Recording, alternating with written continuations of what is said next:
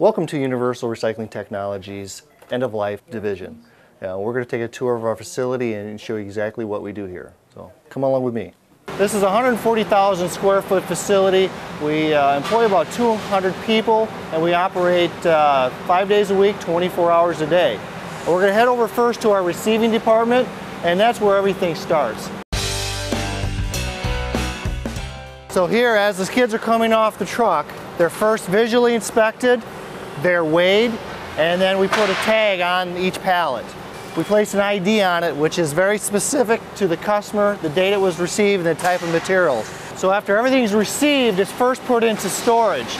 We have enough material for 3 or 4 days of processing. And in Wisconsin, you never know about the weather, so it's nice to have a little bit of a backlog. So we always have work for our employees to do. At some point in the next day or two, we'll be going over to our processing side, which will go next. So on this side of our process, we actually brand sort and serialize each and every unit coming through, similar to our asset division, but on this side with a specific customer requirement that we actually pull each individual unit out. So first the unit is weighed, the serial number is scanned, and that data is entered into our server network, and it's captured there permanently. So here at our end-of-life facility, our goal is to break down the units that we're processing as quickly and as efficiently as possible. We have some of the best employees in the world, and they process about 450 pounds per hour, day in and day out. So really, as you can see here, what they're doing is they're breaking down the devices into individual components. First removing the plastic casing, then removing the circuit boards and wire, and finally removing the CRT. So we'll come around to the other side here and look at the commodities that are being sorted. So on this side of our process line, this is strictly processed by weight. There's no brand sorting, there's no serialization, tracking. So it's strictly bring it out of the box once it's been received and break it down to its original components. Over here you can see the inside components of a CRT containing monitor. The goal once the plastic is removed is to separate the tube, the circuit board, and the wires as efficiently as possible. As the CRTs are pulled out of the devices, they're fed up our conveyors and loaded onto this line here. And this line feeds is a system that URT developed to first separate the panel and funnel glass, or for most people, the leaded and the non-leaded glass. This unit's set up to process the CRT once every 5 seconds. So we processed a lot of CRTs each and every day. The system runs 24 hours a day, 5 days a week. So next we're going to go to our commodity sorting area. When all the displays and other devices are broken down into their individual components, they're fed on the conveyor line, and then they're sorted for light commodities. So we're sorting aluminums, we're sorting coppers, we're sorting high-grade boards, we're sorting plastics and glass. Here you can see the different commodities. You have AC adapters, steering coils, which are largely a copper-bearing material, CDs and floppy drives. We have fan assemblies, scrap aluminum, circuit boards, both high grade and low. Before CRT glass can be reused, it must be cleaned of its coatings, both graphite, iron oxide, and aluminum oxide. So first the tubs of glass are fed into a large hopper, which feeds our continuous feed cleaner. After about 30 minutes worth of processing, the glass comes out on our conveyors here. So the system is really set up to process about a ton of glass every 30 minutes. As the glass is clean, coatings are removed, and this glass now is ready to be remelted down into new CRTs. Primarily the glass is sold overseas for reuse because there are no CRTs being manufactured or really sold here in the U.S. The panel glass as well has a number of uses. Not only can be remelted into new panel glass for CRTs overseas, but it also can be used for abrasive glass media and other uses here in the States.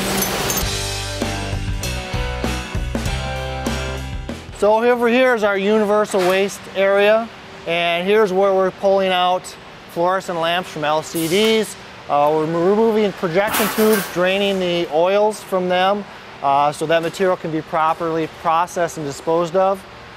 So over here are the projection lamps that we have. These all have to be removed and all the material separated before it can be properly recycled. And at URT, all the batteries are removed out of their units and they're sorted so they can be properly recycled. Over here we're processing flat screens. A lot of flat screens are exported overseas. At URT we break down all the components. Here are flat screens, LCDs. First target is to remove the fluorescent lamp inside and then separate out the metal components, whether aluminum, scrap steel, plastic off the screens, as well as the circuit board.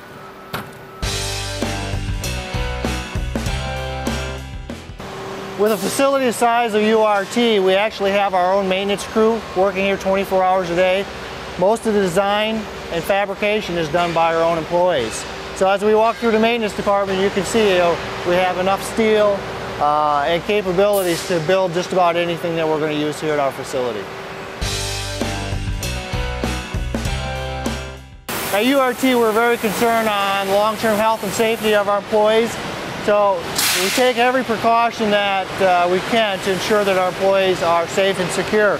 One unit here is basically a downdraft, so anybody that's entering our break area, it basically gets any of the dust removed off their uniforms. So the dust is blown off. It's actually recovered through a multi-stage HEPA filtration system, so the air can be recirculated and all the dust is captured. So that type of dust is not carried into our break room in our offices and doesn't expose our employees to any kind of concern. Yeah, because we are processing CRTs and it does contain lead within the glass, we have very high controls on our dust. The room here that the tubes are being processed and cleaned, there is a potential for leaded glass and a dust form. So we have a 40,000 CFM dust control system which ventilates through a HEPA efficiency filter before it's exhausted outside. We have a permit established by the state of Wisconsin, and so everything meets or exceeds the state requirements. Universal Recycling Technologies has been around since 2003. It was really a brand new startup operation. It started with one employee in Janesville, Wisconsin. From there, I guess we feel we built a great mousetrap. We built a system to process cathode ray tubes and CRTs found in monitors and displays. And from there, it just really took off. It's almost like we built a better mousetrap and people started coming. Now, throughout our growth, we started running out of space in our original facility, and we were introduced to Ken Hendricks of Hendricks Development and ABC Supply. And we got to know the Hendricks family, and in the summer 2007, we actually became part of their family. Since that time, the Hendricks family has invested a lot of money in the growth of our business with acquisitions and technology. Today we have about 400 employees, 7 locations within the U.S., and we have 3 more online to be in operation. It's been a great relationship, and everyone at URT is very, very proud to be part of the Hendricks family. Well, thanks for taking a tour of Universal Recycling Technologies. I'm Jim Cornwell. If we can be of assistance in any ways, please feel free to contact us.